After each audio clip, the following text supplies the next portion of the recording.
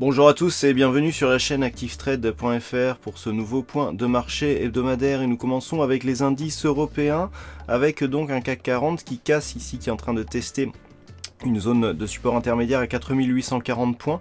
Si on confirmait, eh bien on validerait donc la poursuite du mouvement de consolidation en direction de la zone de retracement de Fibonacci 50-61-8 avec donc cette zone des 4822 points.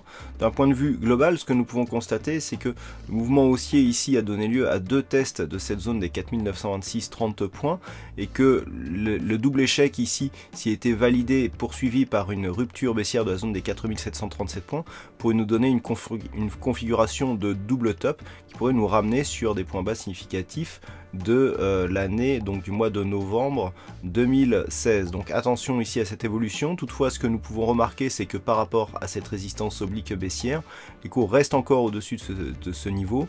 On est venu tester à distance cette ancienne zone de résistance. Éventuellement ici une rupture et donc un retour sur la zone des 4822 points correspondrait à un deuxième test. Ce n'est que sous cette zone des 4822 qu'il faudrait s'inquiéter un éventuel retournement baissier du CAC 40 sur le court terme. Du point de vue des indicateurs, on reste baissier ici avec donc notamment un MACD qui s'inscrit dans une forte dynamique. Les oscillateurs sont plutôt neutres.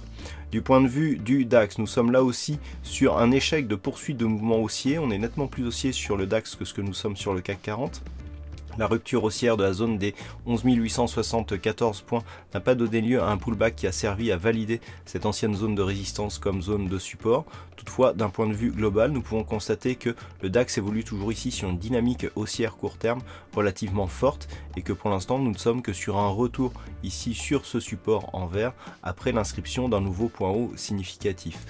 Les indicateurs techniques sont là aussi sur un gros signal baissier puisqu'on a une sortie assez forte de la zone de surachat sur le RSI et le stochastique alors que le MACD confirme cette dynamique baissière. Mais tant que les cours ne cassent pas ici cette zone de support oblique verte, il n'y a pas de remise en cause du fond de la tendance qui reste haussière. Par contre, en cas de rupture de ce support, il conviendrait de mesurer une potentielle phase de consolidation à venir.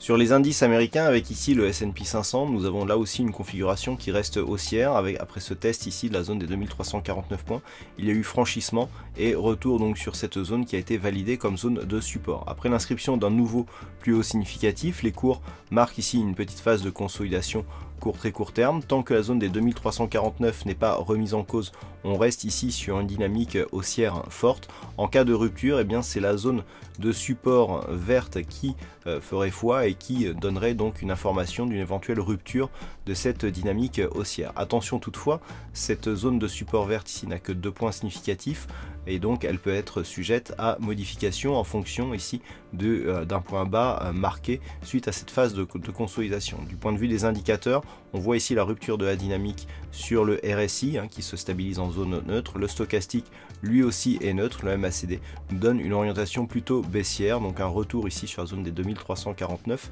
est tout à fait possible. Sur le Nasdaq, la configuration est sensiblement équivalente, avec ici des ruptures de résistance qui se transforment en support.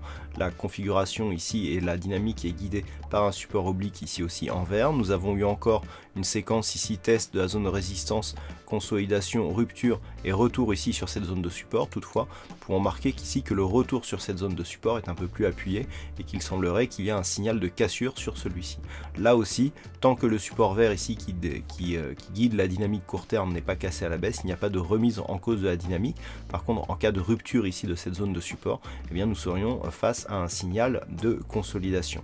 Du point de vue des indicateurs, c'est assez baissier sur le RSI et sur le stochastique, accompagné par le MACD. Attention donc éventuellement à un test ici de cette zone de support verte, mais pour l'instant, la dynamique reste fortement haussière sur la tendance court terme.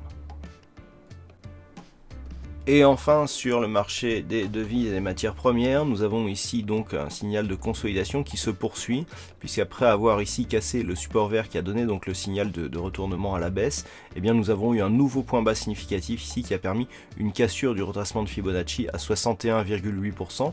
Cette alerte donc donne un nouvel objectif de retour ici sur une consolidation totale qui pourrait nous ramener, selon la théorie de Fibonacci, sur la zone des 1,034. Du point de vue de la configuration court terme. Nous avons eu donc ce nouveau point bas significatif qui est venu tester à distance ici une zone à 1,0475, zone de support majeur, avant ici un petit rebond technique.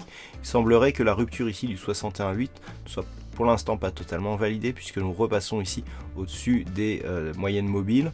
Donc pour l'instant, la dynamique reste baissière. On vient tester ici la moyenne mobile 50 arithmétique en bleu comme une zone de résistance. Si cette zone était cassée à la hausse et que l'on validait ici une rupture haussière de cette zone des 1,0655, eh bien il pourrait y avoir un signal de retournement de la dynamique court terme qui pourrait donc impulser une nouvelle dynamique sur la paire de devises euro-dollar. Sur l'or, nous avons une configuration un signal de poursuite du mouvement haussier. Nous avions eu ici une dynamique haussière qui n'avait été consolidée que sur 38,2%. Suite à cette consolidation, les cours sont revenus sur le plus haut et l'ont cassé à la hausse.